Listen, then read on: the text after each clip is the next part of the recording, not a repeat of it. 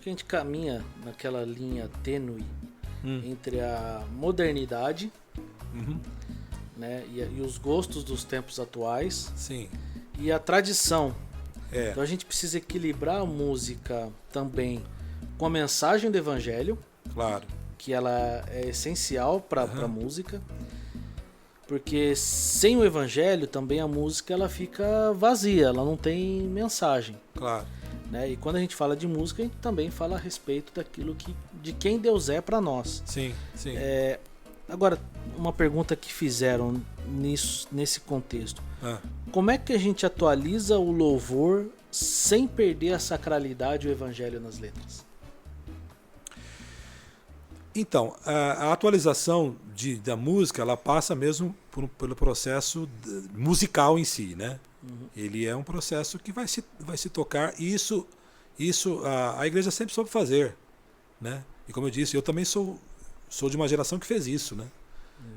Então eu não posso dizer que não deverá haver contemporaneidade, contextualização. Mesmo na Reforma Protestante se serviu de canções de canções folclóricas ou canções populares com letras cristãs, justamente para evangelizar, né? É uma ideia de contemporaneidade, né? De contexto, né? E mesmo depois se fez muito trabalho nesse sentido. Eu acho que a questão cerne mesmo, o cerne está mesmo no conhecimento do Evangelho, da Palavra de Deus. Você precisa conhecer. Você não pode falar daquilo que você não sabe, né? E sabendo o gênero ou o modo como você vai comunicá-lo, ele se torna secundário. Porque se o sujeito sabe comunicar o Evangelho, inclusive no contexto, né, sem perder o texto e sem usar pretexto, quem tem experiência no Evangelho, na palavra e com Jesus, sabe fazer isso. E saberá fazer com o gênero que for, eu acho que passa pela verdade, mas pela verdade de Deus na vida da pessoa.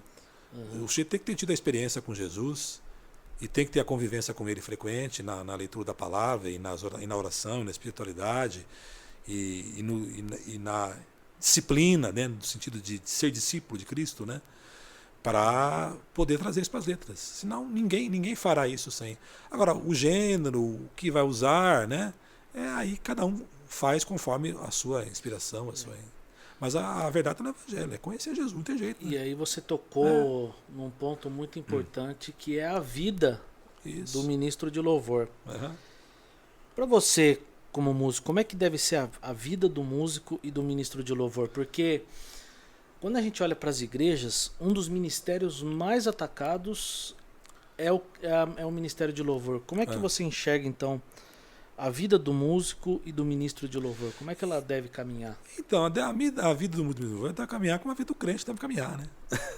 Na palavra de Deus, na disciplina, na oração, né? na boa relação com a família, em todas essas coisas que são requeridas de qualquer pessoa, há que ser requerido do músico também. A especificidade do ministério, talvez o que o músico tem que trabalhar mais, são as questões de humildade, né? Especialmente a humildade, né? Não deixar-se lidar pela soberba, eu acho que talvez seja... Até uma tentativa de chamá-los de levitas, né? Como se fosse uma casta especial dentro da igreja. Isso também não vejo porque isso, porque o músico é um crente como você que tem um talento que vai servir a sua comunidade com esse talento. Mas... até para definir, os levitas nem eram só músicos, né? Os levitas eram que serviam no templo. Mas, por exemplo, para ser levita, tinha que ser descendência de Levi. Você se você não nascesse naquela... Você não podia ser levita por opção. Em Jesus você não tem mais. Né? Eu não preciso nascer em lugar nenhum, só preciso nascer em Cristo. Né? Para ser o que eu quiser em Cristo, ou o que eu puder, ou o que o Cristo tem que determinar. Então já nem cabe muito essa definição, porque não é uma casta, não é um grupo separado e... Eu só acho que tem que ter essa especificidade do ministro lidar especialmente com a questão da humildade. Acho que se eu tivesse que escolher uma palavra, não seja orgulhoso, não seja soberbo, vigie nessa área. No mais, amigo, ora, leia a Bíblia, se relaciona bem com a sua família, entendeu? Cuide dos seus filhos, se eu tiver, né? Cuide da sua esposa, trabalhe, entendeu? Honre o seu patrão, não seja indisciplinado, todas essas coisas aí, né? Que você tem que ser quando você tem que ser crente, né? Para que né? E no mais, lógico, né? Como é um ministério específico que requer uma habilidade, se esmere nela, né? Estude, mas também não, né? Estude seu instrumento, ouça boa música, tenha referências espirituais musicais bacanas, né? Tenha referências espirituais não musicais também bacanas, ouça bons pregadores, ouça o pastor da sua comunidade, submeta-se a ele, como qualquer outro crente tem que fazer, né? Então, assim, no específico cuidar da música, de tudo que a música implica, não seja orgulhoso de jeito nenhum, vigie, essa é o grande problema, e no mais seja crente. Né? E o músico, ele não é um ser especial, né? Claro que a gente vive num tempo que os títulos estão começando a se tornar muito importantes. Sim, então, é o diácono, é o pastor, é o presbítero, é o apóstolo, sim, é o levita.